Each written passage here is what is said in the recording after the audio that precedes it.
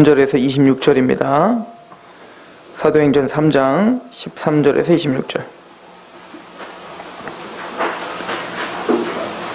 사도행전 3장 13절에서 26절까지 말씀. 아브라함과 이삭과 야곱의 하나님 곧 우리 조상의 하나님이 그의 종 예수를 영화롭게 하셨느니라. 너희가 그를 넘겨주고 빌라도가 놓아주기로 결의한 것을 너희가 그 앞에서 거부하였으니 너희가 거룩하고 의로운 일을 거부하고 도리어 살인한 사람을 놓아주기를 구하여 생명의 주를 죽였도다. 그러나 하나님이 죽은 자 가운데서 그를 살리셨으니 우리가 이 일의 증인이라. 그 이름을 믿음으로 그 이름이 너희가 보고 아는 이 사람을 성하게 하였나니 예수로 말미암아 난 믿음이 너희 모든 사람 앞에서 이같이 완전히 낫게 하였느니라.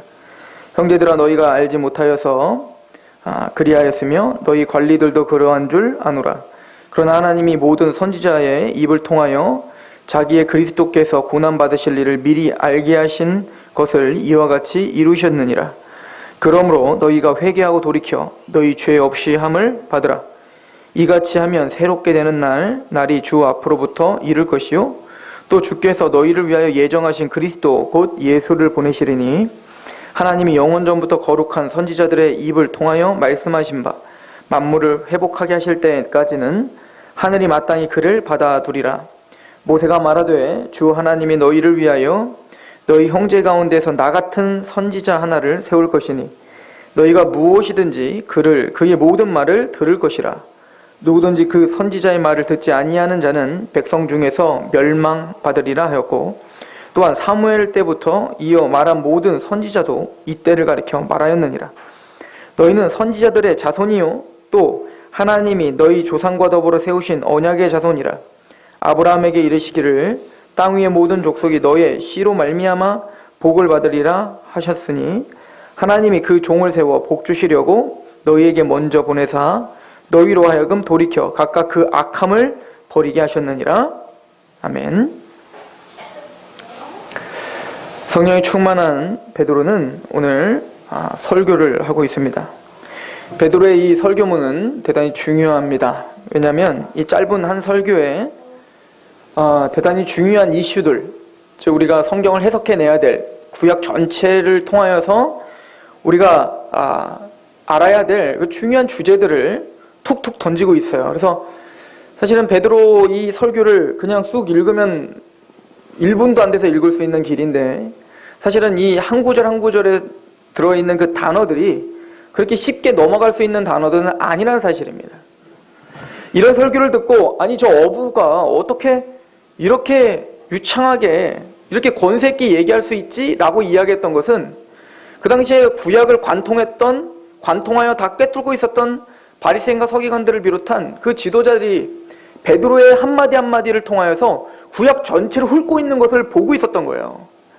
특별히 오늘 베드로가 모세가 얘기한 나와 같은 선지자에 대한 이야기를 할지 또 모든 만물을 회복시키실 날 이런 이야기들, 또 너의 씨로 말미암아 복을 받으리라 했던 아브라함에 주신 그런 복들, 이 모든 것들이 다 예수 그리스도로 성취되었다라고 하는 것을 지금 우리에게 선포하고 있다는 얘기입니다. 그래서 오늘 설교는 참 굉장히 광범위한 분량을 가지고 이야기를 해야 될 내용입니다.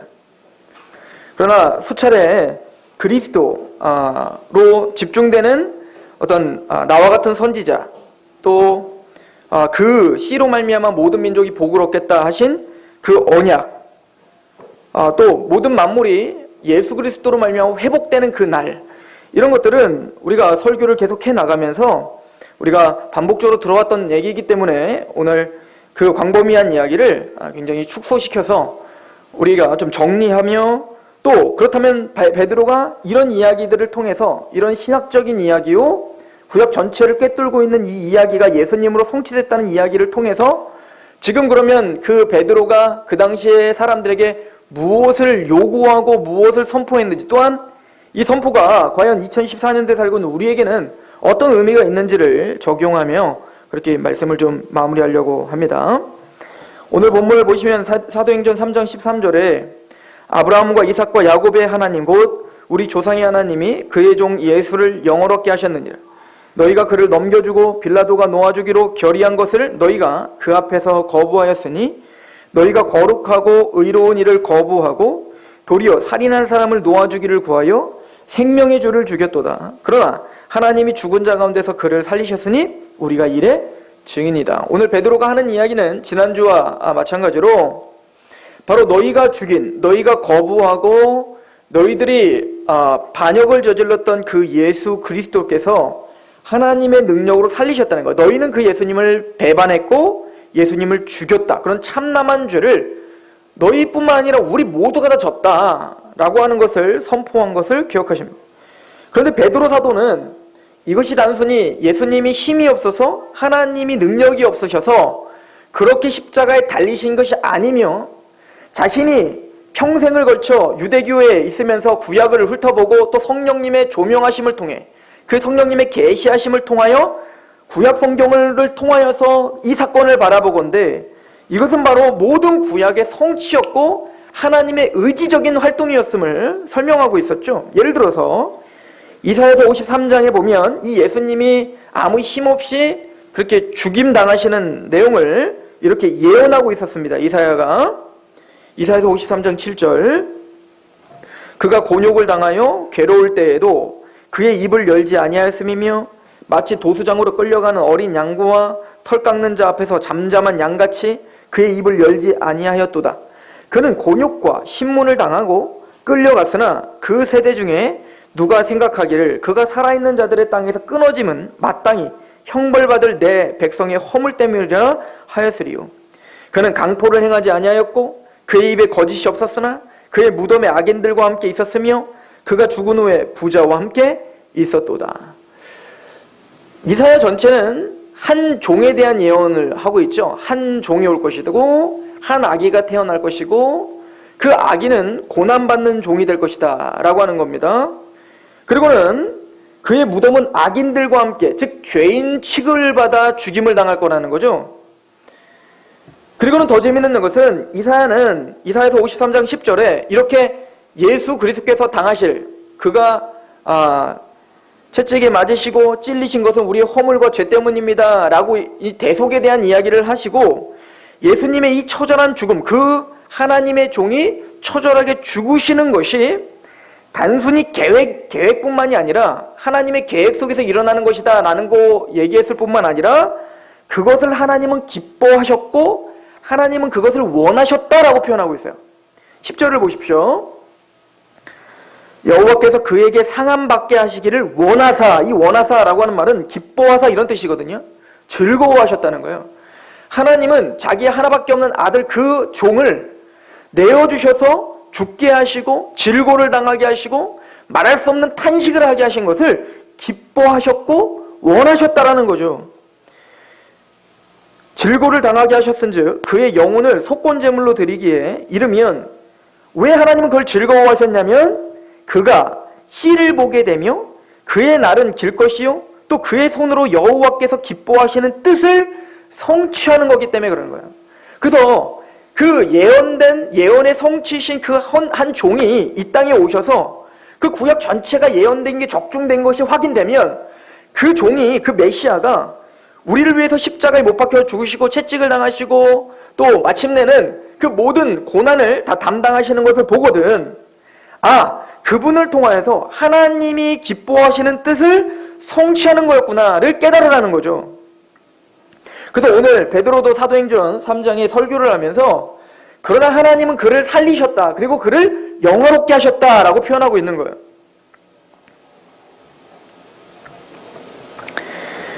즉 예수님이 십자가에 죽으심과 예수님이 부활하심으로 말미암아 하나님이 계획하셨던 그 기뻐하시는 속건 제물이 온전하게 성취됐고 이제는 하나님의 일이 이제는 실행되고 있다라고 하는 것을 우리에게 선포하고 있습니다. 그래서 오늘 본문에 그 종이라고 하는 이 단어에는 바로 이 내용을 담고 있는 거예요. 바로 고난을 받기 위해 하나님의 계획을 성취하시기 위해 이 땅에 오신 그 종. 베드로는 바로 그런 강력한 메시지를 통해 구약에 그렇게 성취됐던 이사야를 통해서 예언됐던 그 종이 바로 너희가 죽인 예수님이다를 선포한 거예요. 그리고는 바로 또 화제를 바꿔서 다른 국면으로 예수님을 설명하시는데 그게 뭐냐면 바로 모세와 같은 선지자다. 이분이 바로 그 종일 뿐만 아니라 그분은 바로 모세와 같은 선지자다를 선포하고 있는 거죠. 이 나와 같은 선지자라고 하는 이 개념은 하나님께서 신명기에 모세에게 주셨던 메시지죠. 같이 보시면 신명기 18장 15절부터 보시면 우리가 모세에게 줬던 메시지를 볼 수가 있습니다. 신명기 18장 15절인데요. 내 하나님 여호와께서 너희 가운데 내 형제 중에서 너를 위하여 나와 같은 선지자 하나를 일으키리니 너희는 그의 말을 들을지니라. 그래서 모세와 같은 선지자가 앞으로 올 것이다 라고 하는 것을 선포하셨어요. 그럼 도대체 모세와 같은 선지자가 누굴까요? 왜 모세와 같은 선지자가 필요했을까요?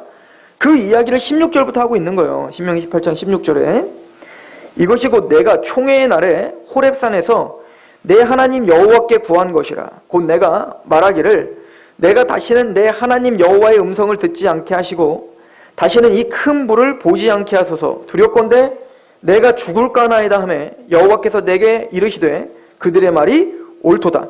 내가 그들의 형제 중에서 너와 같은 선지자 하나를 그들을 위하여 일으키고 내 말을 그 입에 두리니 내가 그에게 명령하는 것을 그가 무리에게 다 말하리라. 왜 모세와 같은 선지자가 필요했죠?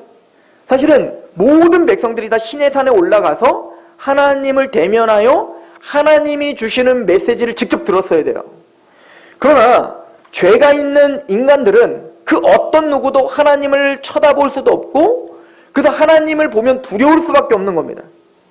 죄인은 거룩하신 하나님을 볼 수가 없단 말입니다. 그래서 그 하나님을 찬양하고 있는 천사들도 날개가 6개인데 한 날개는 눈을 가리고 거룩하다 거룩하다 만군의 여호 거룩하다라고 하잖아요. 그 이유는 그 거룩한 천사들조차 하나님을 쳐다볼 수 없어요. 하나님을 쳐다보면 죽는 겁니다. 그 정도로 우리는 죄인이고 하나님은 거룩하신 분인데 그러기 위해서 하나님의 말씀을 듣는다는 것은 그 음성을 듣는다는 것은 죄인들의 죽음에 해당하는 거예요. 그런데 전 모든 인류에게 아주 독특한 선지자가 한 명 있었는데 그게 바로 모세였던 거예요. 모세는 시내산에 올라가서 하나님의 얼굴을 대면하지 못했지만 하나님의 어떤 형상 가운데 뒷모습은 봤죠. 그렇게 하나님을 직접 대면하여 하나님의 계시를 받았. 그래서 하나님의 유일무이한 율법, 하나님의 원칙, 하나님의 거룩함을 그 구별됨을 율법을 통해서 받은 그 선지자가 모세란 말입니다. 그럼 그 뒤에 나오는 선지자들은 뭘까요? 사무엘부터 시작하는 사무엘, 엘리야, 엘리사, 이사야, 에레미야 이 선지자들은 하나님을 직접 대면하여 그 어떤 계시를 받은 게 아니에요. 물론 이들은 계시를 받았죠. 하나님의 음성을 들었지만 그 모든 계시와 음성은 어디에 국한된 계시와 음성이냐면 모세가 시내산에서 직접 받은 그 율법에 대한 계시예요. 즉 이스라엘 백성들이 그 율법에서 떠났다라고 하는 책망을 선포하는 게 그 후대의 선지자들이란 말입니다. 그러므로 나와 같은 선지자, 모세와 같은 특별한 선지자가 오는데 그분은 뭐냐면 그 어떤 인간들도 하나님을 대면할 수 없는데 이제는 모세처럼 독특하게 하나님을 대면하여 하나님의 깊은 것도 통달하여 이제는 모세가 전한 것보다 더 완성된 계시를 전해줄 그 선지자가 올 것이다를 선포한 거란 말이죠. 그래서 유대인들은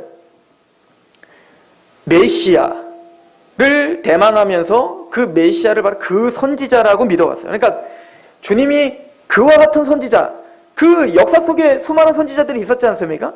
그런데 그 수많은 선지자들은 그 선지자라고 믿지 않고 있었단 말입니다. 그래서 예수님이 표적을 일으키고 예수님이 이 땅에서 공생의 생활을 하실 때 그 유대인 백성들은 그 예수님을 두고 바로 그 선지자 아니냐라고 자꾸 외쳤던 거예요. 요한복음 6장을 보세요. 여러분들 요한복음 6장은 어떤 구절입니까? 바로 오병이어 기적이죠.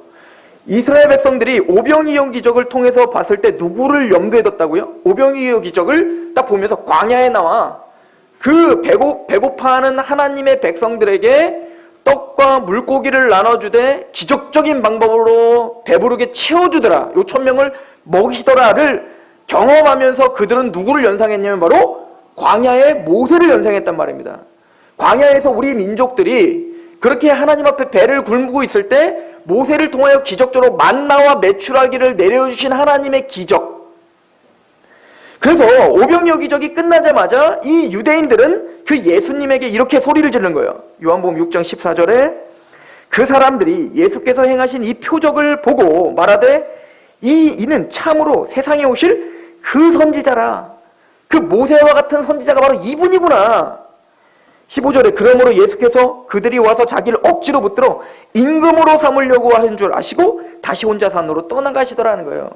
아, 이분이 바로 다윗의 그 왕으로 오실 분이구나. 이분이 바로 메시아구나. 바로 그분이 그 선지자구나. 그러니까 이들 마음에는 앞으로 하나님과 인간 사이에 중보를 할 모세와 같은 그분이 올 거라고 계속 믿고 있었던 거죠. 요한복음 7장도 마찬가지입니다. 요한복음 7장에서도 37절부터 보시면 이런 장면이 나와요. 명절 끝날 곧 큰 날에 예수께서 서서 외쳐 이르시되 누구든지 목마르거든 내게로 와서 마시라.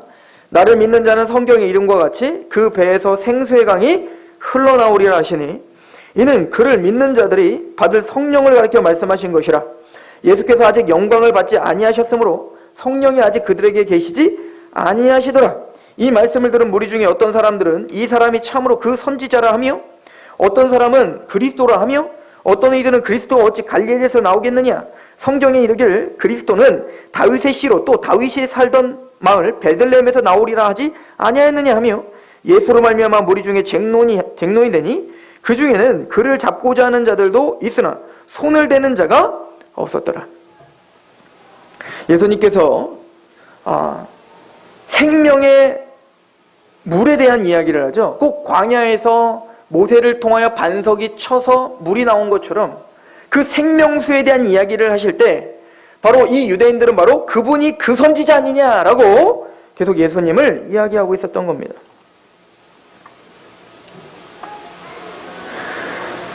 즉 모세는 하나님의 율법을 맡아 대언했지만 앞으로 오실 그 선지자는 그 율법을 완성하실 자요, 그 율법의 창조자이신 분이라고 성경 우리에게 말씀하고 있는 거예요. 이게 요한복음 1장 17절인데요. 율법은 모세로 말미암아 주어진 것이요 은혜와 진리는 예수 그리스도로 말미암아 온 것이라. 본래 하나님은 본 사람이 없으되 아버지 품속에 있는 독생하신 하나님이 나타내셨느니라. 즉 모세는 율법을 주어서 이제 앞으로 오실 메시아를 대망하게 했지만 예수는 그 모세와 같은 선지자로 와서 이제는 하나님을 본 사람이 없죠. 모세도 제대로 못 봤단 말이에요. 그런데 그 예수는 하나님과 함께 영원전부터 계셔서 독생하신 하나님이 그 아들을 통하여 모세로부터 주셨던 율법보다도 더 완성한 그 하나님의 계시를 줄 그 선지자, 바로 그 선지자를 예언하고 있었던 거죠. 그래서 요한복음 1장 1절은 태초에 말씀이 계셨는데 이 말씀이 하나님과 함께 계셨고 이 말씀이 바로 하나님이라고 이야기하고 있는 거예요. 예수님을 말씀이라고 표현하고 있는 겁니다. 즉 단순히 율법이 아니에요. 하나님의 말씀을 맡아 대언하는 율법이 아니라 그 앞으로 오실 모세와 같은 선지자는 그냥 말씀 자체인 거예요. 은혜와 진리 자체인 거예요. 왜냐하면 그분은 하나님이시고 하나님과 동등되신 분이며 하나님과 연합되셨기 때문에 이 땅에서 그 하나님을 설명하기 위한 그와 같은 선지자, 모세와 같은 선지자, 즉 유일무이하고 독특한 선지자가 바로 예수님이었다를 베드로는 지금 선포하고 있는 거예요. 너희들이 죽인 그 예수가 바로 그 선지자요, 그 계시요, 그 말씀이다를 지금 설명하고 있더라는 얘기예요. 그리고 말을 하죠. 오늘 본문을 한번 보십시오. 사도행전 3장을 한번 보시면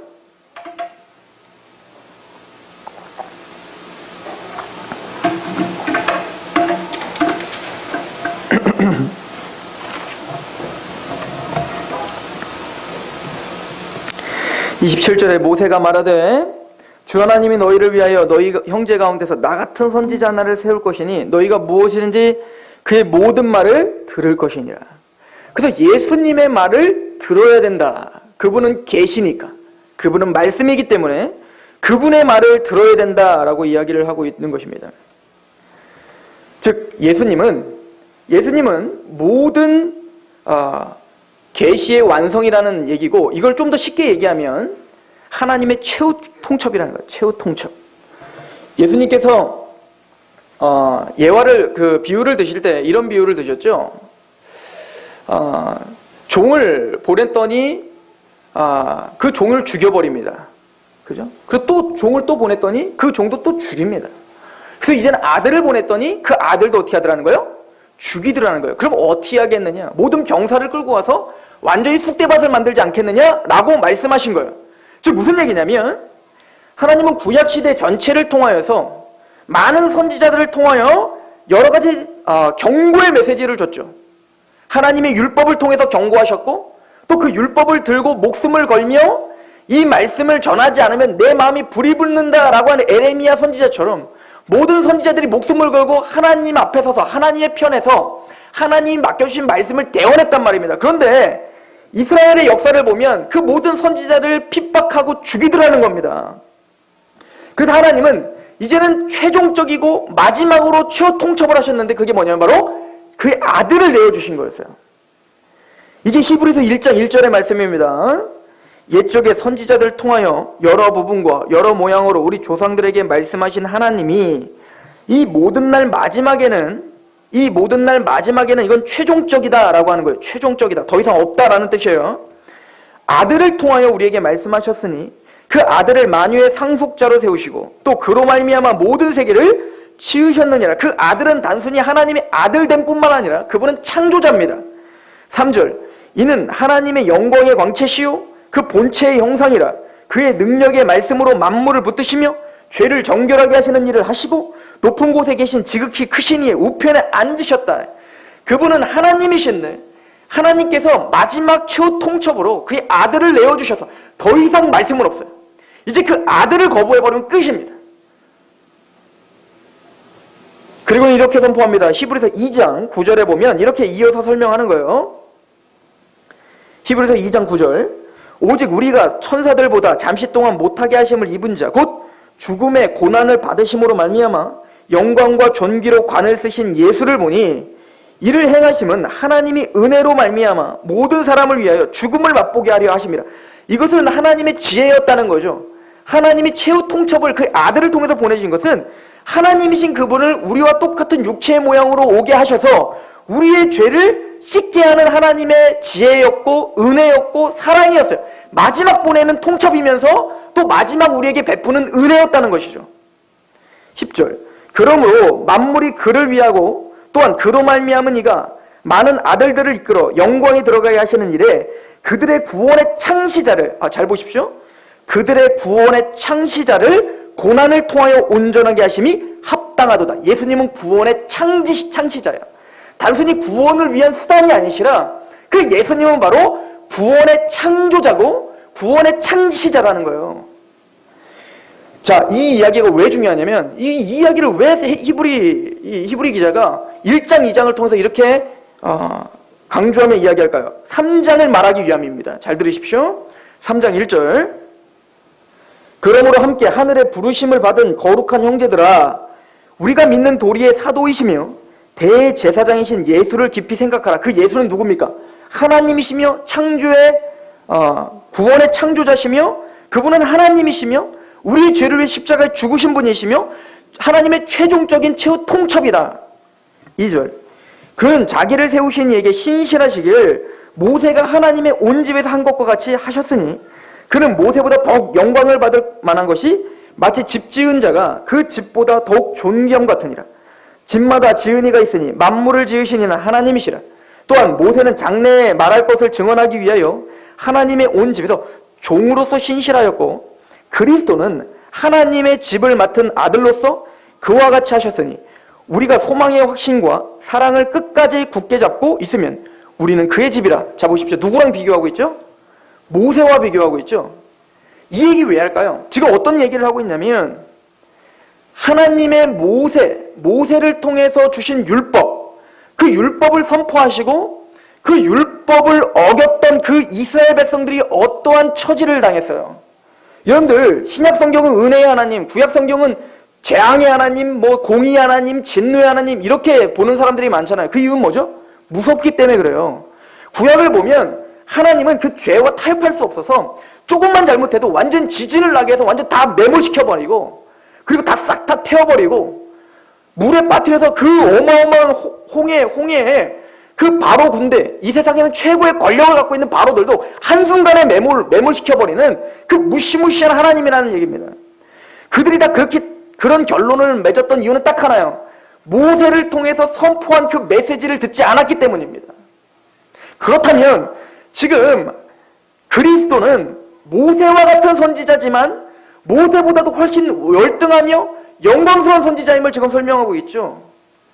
그분은 단순히 종으로서 섬긴 분이 아니라 그분은 그 집이며 그 집의 주인으로서 섬겼다는 거예요. 그분은 창조자시고 그분은 하나님이시라는 거예요. 그러니까 모세와 같은 선지자지만 그 모세와 같은 선지자의 그 권세와 권위는 모세와는 감히 비교할 수 없는 그런 영광의 것이란 말입니다. 그 얘기는 우리가 그렇게 무시무시하게 보는 그 구약의 모든 재앙과 모든 심판과 모든 어떤 그 참남죄에 대한 하나님의 심판이 그 예수 그리스도를 거부하고 그 예수 그리스도의 말씀에 귀를 막고 있는 자들에게는 얼마나 더 큰 재앙으로 닥치겠느냐를 설명하기 위해서 히브리서는 지금 계속 설명해 나가고 있는 거예요. 한번 보시겠습니까? 7절입니다. 그러므로 성령이 이르신 바와 같이 오늘 너희가 그의 음성을 듣거든 광야에서 시험하던 날에 기억하던 것과 같이 너희 마음을 완고하게 하지 말라. 그 광야 시절에 이스라엘 백성과 같이 하지 마. 모세에게 대적했던 것처럼 하지 마. 왜냐하면 9절에 거기서 너희 열조가 나를 시험하여 증언하고 40년 동안 나의 행사를 보았느니라. 어떻게 하나님이 그 죄를 보응했는지 너희는 똑똑히 받지 않느냐. 그러므로 내가 이 세대에게 노하여 이르길 그들이 항상 마음이 미혹되어 내 길을 알지 못하는도다 하였고 내가 노하여 맹세한 바와 같이 그들은 내 안식에 들어오지 못하리라 하였다 하셨느니라. 형제들아 너희는 삼가 혹 너희 중에 누가 믿지 아니하는 악한 마음을 품고 살아계신 하나님께서 떨어질까 조심할 것이라. 오직 오늘이라 일컫는 동안에 매일 피차 권면하여 너희 중에 누구든지 죄의 유혹으로 완고하게 되지 않도록 하라. 왜? 그 예수님은 모세와 같은 선지자지만 그 모세보다도 훨씬 월등하신 분이요. 그분이 갖고 있는 그 메시지는 생명이고 그 메시지를 듣지 않으면 어마어마한 재앙이란 말이다 라고 선포하고 있는 거란 말이에요. 그래서 오늘 본문을 보십시오. 사도행전 3장 23절을 보시면 그 나와 같은 선지자, 모세와 같은 선지자의 이야기를 하고 바로 이렇게 설명하는 거 아닙니까? 3장 23절에 누구든지 그 선지자의 말을 듣지 아니하는 자는 백성 중에서 멸망을 받으리라 하였고 또한 사무엘 때부터 이어 말한 모든 선지자도 이때를 가리켜 말하였다. 그러니까 그 모세와 같은 선지자가 왔을 때 그 말씀에 귀 기울이지 않는 자는 구약에 있는 그 어마어마한 재앙보다도 훨씬 더 월등하고 무시무시한 재앙의 날을 반드시 닥치게 될 것이다를 선포하고 있는 거예요. 요즘에 케이블 TV에서 재밌는 걸 하더라고요. 광고를 봤었는데 별로 흥미가 없어서 안 봤다가 채널을 돌리는데 잠깐 나와서 제가 한번 봤습니다. 불교의 스님과 기독교의 목사님과 카톨릭의 신부님이 3명이 나와서 같이 얘기하는 거예요. 오마이갓이라고 하는 프로그램. 제가 본 거는 뭐였냐면 뭔 이야기를 하다가 오늘날 종교가 존경받지 못하는 이유에 대한 이야기를 하면서 카톨릭의 신부님이 이런 이야기를 했습니다. 몇몇 성경을 문자적으로 보는 사람들이 우리입니다. 성경을 그대로 받아들이는 우리를 가리키는 거예요.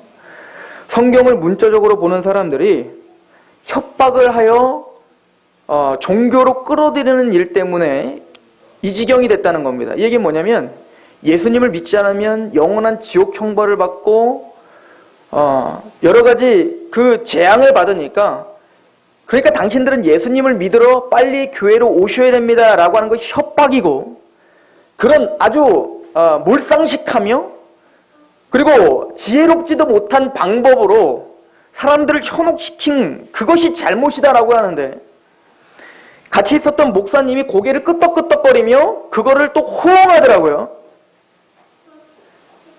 도대체 그따위 방송들을 왜 하는지 모르겠지만 그게 오늘날 시대에 성경은 그들이 성경을 받는지 못 받는지 모르겠지만 그 예수 그리스도의 말씀을 어기고 그 말씀을 듣지 않는 자들에 대한 재앙을 우리가 표현할 수 있는 그게 어떤 표현이든 그 표현보다 몇 배, 몇 만 배로 더 강력하게 우리에게 경고하고 있다는 사실을 명심하셔야 됩니다.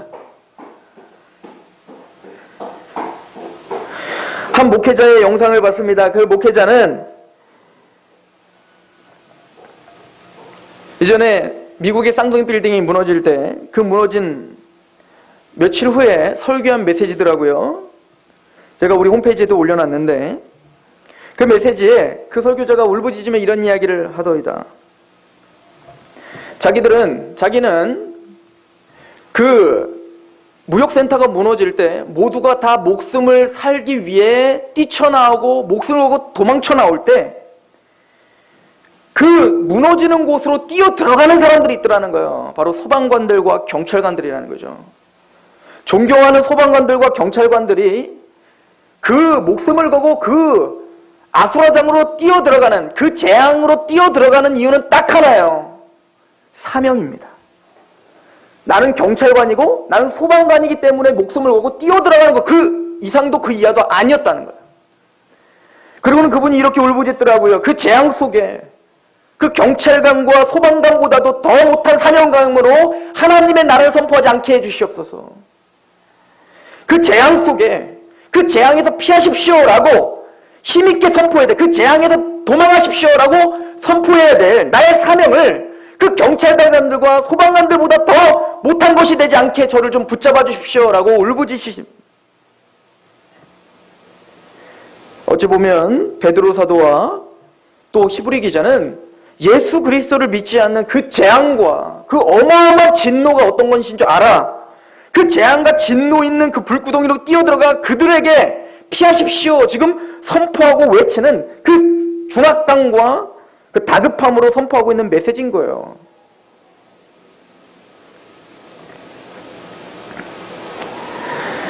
그리고 오늘 또 중요한 이야기를 하고 있죠. 사도행전 3장 23절에서 24절에 보면 또한 사무엘 때부터 이어 말한 모든 선지자도 이때를 가리켜 말하였다.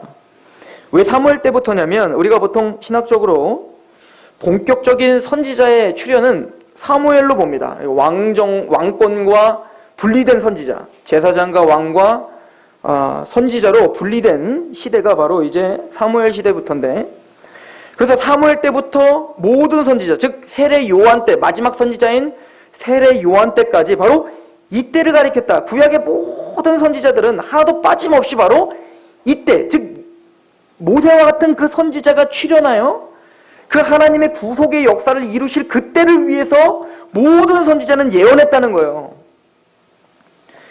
이 이야기를 베드로 사도는 베드로전서에 이렇게 이야기를 하고 있어요. 베드로전서 1장 8절에 예수를 너희가 보지 못하였으나 사랑하는도다. 이제도 보지 못하나 믿고 말할 수 없는 영광스러운 즐거움으로 기뻐하니 믿음의 결국 곧 영혼의 구원을 받음이라. 이 구원에 대하여는 너희에게 임할 은혜를 예언하던 선지자들이 연구하고 부지런히 살펴서 자기 속에 계신 그리스도의 영이 그 받으실 고난과 후에 받으실 영광을 미리 증언하여 누구를 또는 어느 때를 지시하는지 상고하니라. 그 구약의 선지자들은 모두가 다 하나님에게 계시를 받아 그리스도의 영, 성령님을 통하여서 계속 고민하고 상고했다는 거예요. 그때가 언제인가? 그때가 무엇인가? 바로 예수 그리스도 때구나. 십자가와 부활의 때구나를 모든 선지자들은 기록했다는 거죠. 12절에 이 섬긴 바가 자기를 위한 것이 아니요 너희를 위한, 즉 교회를 위한 거예요. 이 시대를 위한 거죠. 예수님을 믿고 있는 저와 여러분들을 위해서라 라고 하는 거죠. 너희를 위한 것임이 계시로 알게 되었으니 이것은 하늘로부터 보내신 성령을 힘입어 복음을 전하는 자들로 이제 너에게 알린 것이요 천사들도 살펴보기를 원하는 거예요. 그래서 구약의 선지자들과 천사들 모두가 흠모하며 살펴보기를 원하는 그 감격스러운 복음, 그것이 바로 우리가 살고 있는 복음 시대, 교회 시대, 바로 하나님의 새 언약의 시대다라고 이야기를 하죠. 히브리서 10장을 보시면 이렇게 설명합니다. 히브리서 10장 1절. 율법은 장차 올 좋은 일의 그림자일 뿐이요. 그래서 구약의 모든 율법과 모든 기록들은 장차 올 좋은 일의 그림자이죠. 참 형상이 아니므로 해마다 늘 드리는 같은 제사로는 나오는 자들을 언제나 온전하게 할 수 없느니라. 그렇지 아니하면 섬기는 자들이 단번에 정결하게 되어 다시 죄를 깨닫는 일이 없으려니와 어찌 제사 드리는 일을 그치지 아니하였으리요. 그러나 이 제사들은 해마다 죄를 기억하게 하는 것이 있나니 이는 황소와 염소의 피가 능히 죄를 없이 하지 못함이라. 그러므로 주께서 세상에 임하실 때에 이르시되 하나님이 제사와 예물을 원하지 아니하시고 오직 나를 위하여 한 몸을 예비하셨도다. 이 시편의 예언이죠. 즉 모세를 통해서 선포하신 율법, 제사, 그 제사를 통해서는 죄를 씻지 못함을 주님께서는 설명하시고 그 제사로는 너희가 구원받지 못해를 깨닫는 그때 하나님은 한 몸을 예비하셨다는 거예요. 6절. 번제와 속죄제는 기뻐하지 아니하시나니 이에 내가 말하기를 하나님이여 보시옵소서. 두루마리 책에 나를 가리켜 기록된 것과 같이 하나님의 뜻을 행하러 왔나이다. 이 시편에 다윗이 고백한 겁니다.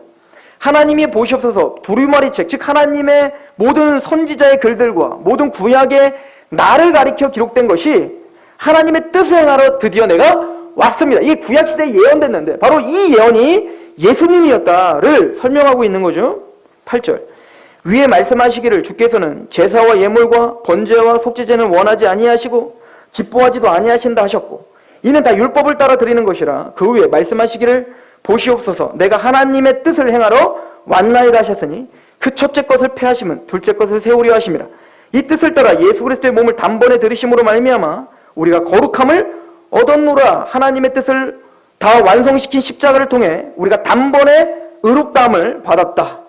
그리고 16절에 이것을 새 언약이라 표현하죠. 16절.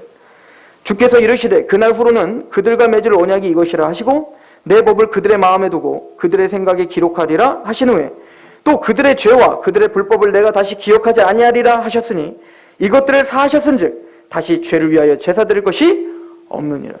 즉 우리 죄를 사하시는 새 언약, 그 새 언약, 즉 에레미야 31장 31절부터 예언됐던 그 예언이 바로 모세와 같은 나와 같은 선지자인 예수를 통해서 이미 성취됐다라고 하는 것을 선포하고 있습니다. 이것이 바로 나와 같은 선지자에 대한 이야기예요. 그리고는 베드로는 또 한 국면을 설명합니다. 그게 뭐냐면 바로 아브라함이 예언했던 그 씨가 바로 예수님이다라고 하는 겁니다. 창세기 22장 17절에 아브라함이 이렇게 예언했죠. 하나님이 아브라함에게 이런 복을 주셨어요. 내가 내게 큰 복을 주고 내 씨가 크게 번성하여 하늘의 별과 같고 바닷가의 모래와 같게 하리니 내 씨가 그 대적의 성문을 차지하리라. 아브라함아 너에게 태어날 그 씨가 있는데 그 씨는 대적의 성문을 차지해요. 이 대적은 누굽니까? 아담을 타락시킨 뱀이요. 아담을 타락시킨 사탄을 가리키죠. 아담이 타락했을 때 여자의 후손이 그 뱀의 머리를 상하게 한다라고 한 것처럼 아브라함에게서 나올 그 씨는 바로 그 사탄의 머리를 부셔버릴 그 씨입니다. 18절에 근데 또 내 씨로 말미암아 천하 만민이 복을 받으리니 이는 내가 나의 말을 준행하였음이라 하셨다 아니라. 그 씨로 말미암아 그 대적의 문이 부셔질 뿐만 아니라 그 씨로 말미암아 천하 만민이 복을 얻게 되는 놀라운 은혜가 그 복이 임하게 될 것이다 라고 합니다. 이것을 바울이 이렇게 해석합니다. 우리 갈라디아 3장을 보세요. 같이 봅시다. 갈라디아 3장 8절.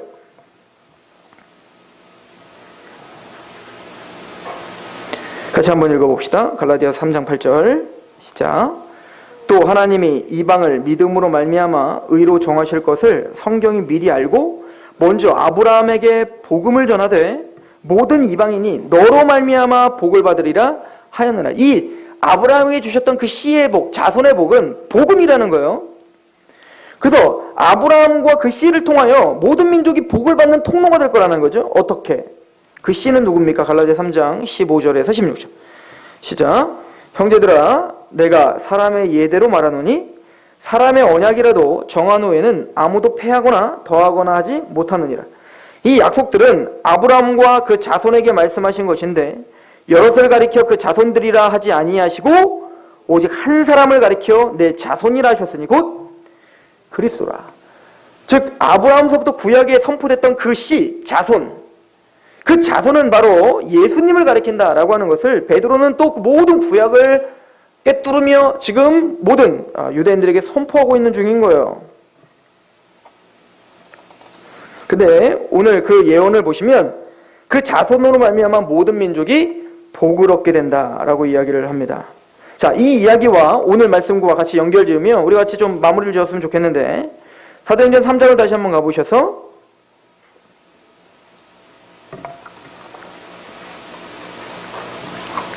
16절부터 다시 한번 읽어볼게요. 잘 보십시오.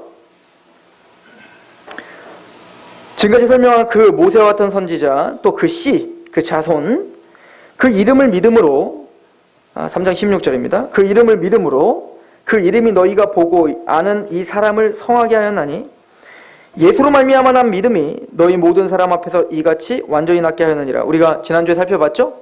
그 병든 자가 일어난 것은 예수님으로 말미암아 난 믿음이다. 이 믿음도 하나님의 은혜다라고 하는 것을 우리가 봤습니다. 17절, 형제들아 너희가 알지 못하여서 그리하였으며 너희 관리들도 그러한 줄 아노라. 그러나 하나님이 모든 선지자 입을 통하여 자기의 그리스도께서 고난받으실 일을 미리 알게 하신 것을 이와 같이 이루셨느니라. 자, 이제 이 구절이 지금까지 설명된 그 선지자, 또 그 씨, 그 모든 구약 전체가 예언됐던 그 선지자임을 지금 다시 한번 설명하고 있는 거죠. 19절, 그러므로 너희가 회개하고 돌이켜. 그러므로 하나님은 모세의 그 율법을 지키지 않는 자도 어마어마한 재앙을 했거든. 너희는 이것을 안다면 이제는 너희는 회개하고 너희 죄 없이 함을 받으라. 왜? 그분은 새 언약이고 너희의 죄를 위해서 담당하신 바로 그 속건 제물이 되셨으니까. 그래서 제가 히브리서를 그렇게 길게 읽었던 거예요. 이것을 이해시키드리기 위해서. 그러므로 너희가 회개하고 돌이켜 너희 죄 없이 함을 받으라. 이같이 하면 새롭게 되는 날이 주 앞으로부터 이를 것이요. 이 새롭게 됨은 뭐냐면 이제는 이 육체에서 벗어나 하나님이 진짜 이스라엘 백성들에게 언약하신 그 안식의 날이에요. 완성되는 날.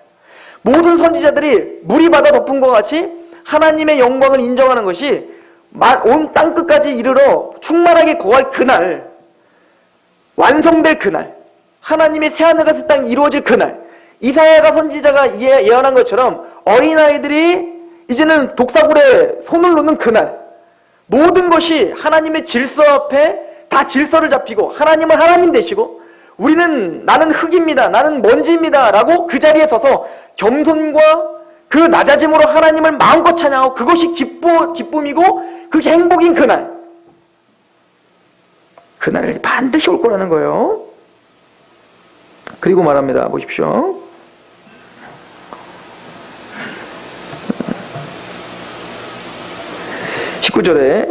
그러므로 너희가 회개하고 돌이켜 너희 죄 없이 함을 받으라. 이같이 하면 궁극적으로 새롭게 되는 날이 주 앞으로부터 이를 것이라는 거예요. 반드시 올 거라는 거죠. 20절, 또 주께서 너희를 위하여 예정하신 그리스도 예수를 보내시리니 하나님이 영원 전부터 거룩한 선지자의 입을 통하여 지금까지 천사들도 흠모할 만큼 선지자의 모든 사람들, 그의 목숨들을 앗아갈 정도로 그의 목숨을 내어 바치면서 선포했던 그 선지자의 말들, 선지자의 입을 통하여 말씀하신 바 만물을 회복하실 때까지 하늘이 마땅히 그를 받아들이라. 지금 하나님은, 예수님은 승천하셔서 하나님 우편에 계시죠. 언제까지 하나님 우편에 계신다고요? 바로 만물을 회복하실 때까지 계시는 거예요. 그런데 자, 이렇게 생각하셔야 돼요. 모든 구약의 예언이 그 예수 그리스도로 말미암아 적중되고 마침내는 성취된 것을 베드로는 계속 반복적으로 강하게 설명하고 있잖아요. 왜 이게 설명되냐면 너희들이 죽인 그 예수님이 바로 그분인데 그분을 통해서 이루실 것은 이제는 지금 현재 우리가 교회가 세워지는 이게 아니라 고통에 있는 이 세대가 아니라 마침내는 끝이 올 거고 그때까지 하나님은, 예수님은 하나님의 우편에 지금 계시는 것뿐이야. 그분은 부활하셔서 살아계셔서 하나님 우편에 계셔서 반드시 다시 우리를 위해서 오실 거란 말이야. 그런데 그때는 만물을 회복하는 거야. 너희들은 언약의 자손들이잖아. 너희들은 구약을 알고 있잖아. 너희들은 율법을 알고 있잖아.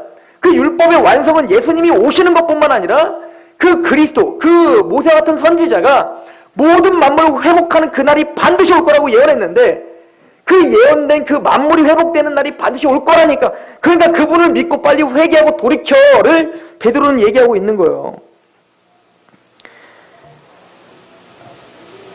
만물이 회복하실 때가 무엇입니까? 로마서 8장을 한번 보세요. 로마서 8장 18절.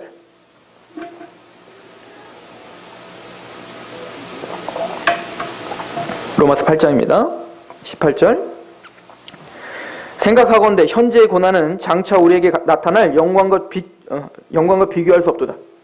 현재는 예수님을 믿고 있는 우리들도 고난이 있다니까요.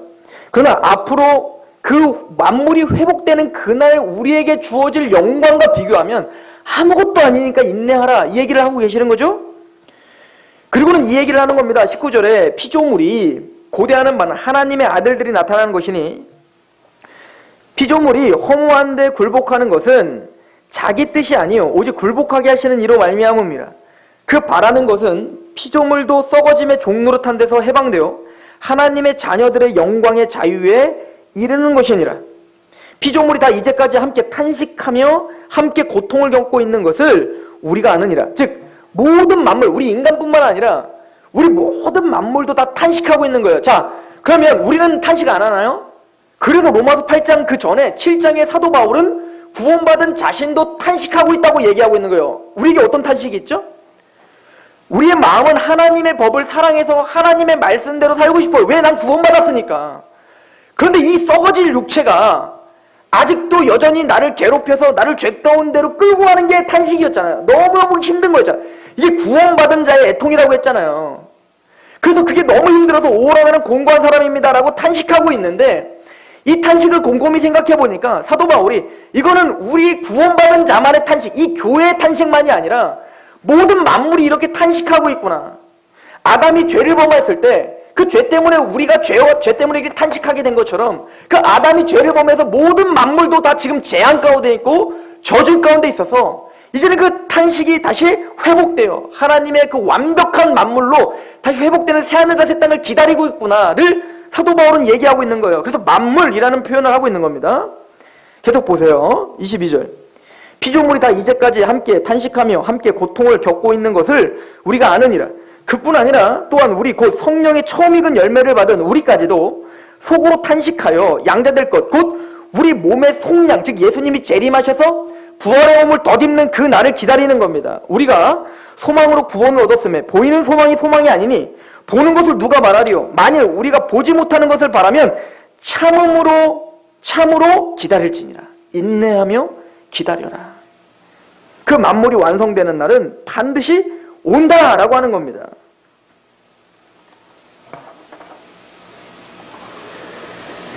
그렇다면 그 만물이 완성되는 날 올 것을 기다리는 우리는 어떤 태도로 이 땅에 서 있어야 됩니까? 베드로가 그러므로 너희는 회개하고 하나님께 돌아와 라고 했을 때 우리는 회개하고 하나님께 돌아오는 사람들이잖아요.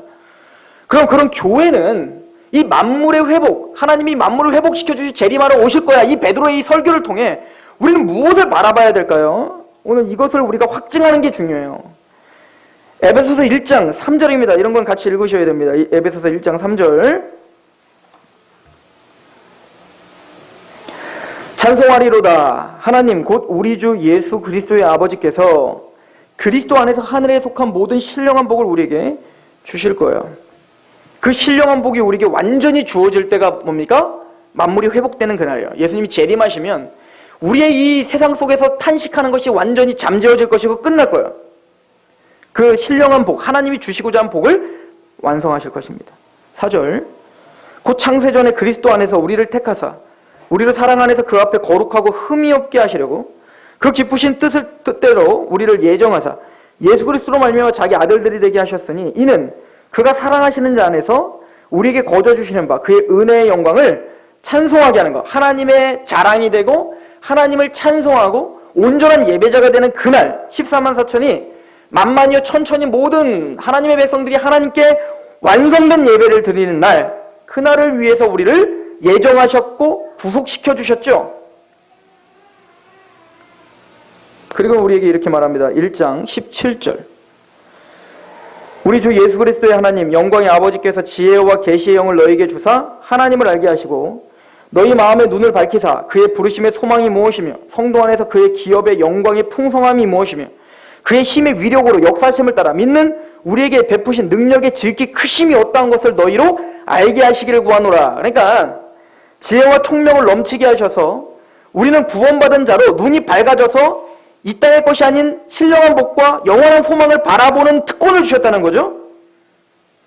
20절 그의 능력이 그리스도 안에서 역사하사 죽은 자들 가운데서 다시 살리시고 하늘에서 자기의 오른편에 앉히사 모든 통치와 권세와 능력과 주권과 이 세상뿐 아니라 오늘 세상에 일컫는 모든 이름 위에 뛰어나게 하시고 또 만물을 그의 발 아래 복종하게 하시며 그를 만물 위에 교회의 머리로 삼으셨느니라. 교회는 그의 몸이니 만물 안에서 만물을 충만하게 하시는 이의 충만. 예수님은 그렇게 완성시키실 것인데, 그렇게 모든 만물을 완성시키실 것인데 그 완성시킬 때 혼자 완성시키시는 게 아니라 그 완성시키는 도구가 누구라는 거예요? 주님은 우리의 머리시고 우리의 손과 발인 지체가 된 우리를 통하여서 그 모든 만물을 완성, 하나님이 계획하신 모든 만물을 완성시키는 도구로 우리를 사용하시겠다는 거예요. 그래서 이 충만이라는 단어는 완성되다, 꽉 차서 넘치다 라고 하는 내용인 거예요. 에베소 3장 14절 보십시오. 그래서 어떻게 해야 되는 겁니까? 에베소 3장 14절 이러므로 내가 하늘과 땅에 있는 각 족속에게 이름을 주신 아버지 앞에 무릎을 꿇고 비노니 그의 영광의 풍성함을 따라 그의 성령으로 말미암아 너희 속사람을 능력으로 강건하게 하시오며 믿음으로 말미암아 그리스도께서 너희의 마음에 계시게 하옵시고 너희가 사랑 가운데서 뿌리가 박히고 터가 굳어져서 능히 모든 성도와 함께 지식에 넘치는 그리스도의 사랑을 알고 그 너비와 깊이와 높이와 깊이가 어떠함을 깨달아 하나님의 모든 충만하신 것으로 너희에게 충만하시기를 구하노라. 그래서 사도 바울은 너희를 통하여서 하나님의 충만하심, 하나님의 완성이 선포되고 하나님의 완성이 이루어져야 되니까, 그러면 너희가 회개하고 하나님께 돌이킨 너희들은 그 비전과 그 소망을 바라봤잖아. 지혜와 총명이 넘쳐서 내 소망이 무엇인지 알았으니까. 그럼 내가 너희를 위해서 기도하는 것은 하나님의 사랑의 높이와 깊이와 그 어떠하심을 좀 깨달아서 하나님의 그 충만하심이 너희 안에 좀 넘치게 거하게 해라 하는 거예요. 하나님이 추구하시는 완성이 뭘까? 하나님이 추구하시는 그 완전한 나라가 뭘까?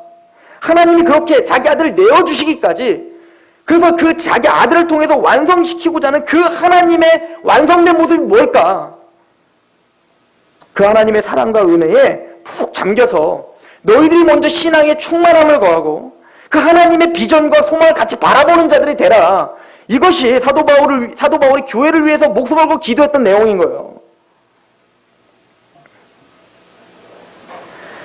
그래서 골로새서 1장 25절은 사도 바울은 교회에게 이렇게 얘기하는 겁니다. 1장 25절 내가 교회에 일꾼 된 것은 하나님이 너희를 위하여 내게 주신 직분을 따라 하나님의 말씀을 이루려 함이라. 우리의 삶의 목적은 하나님의 말씀을 이루는 삶이야.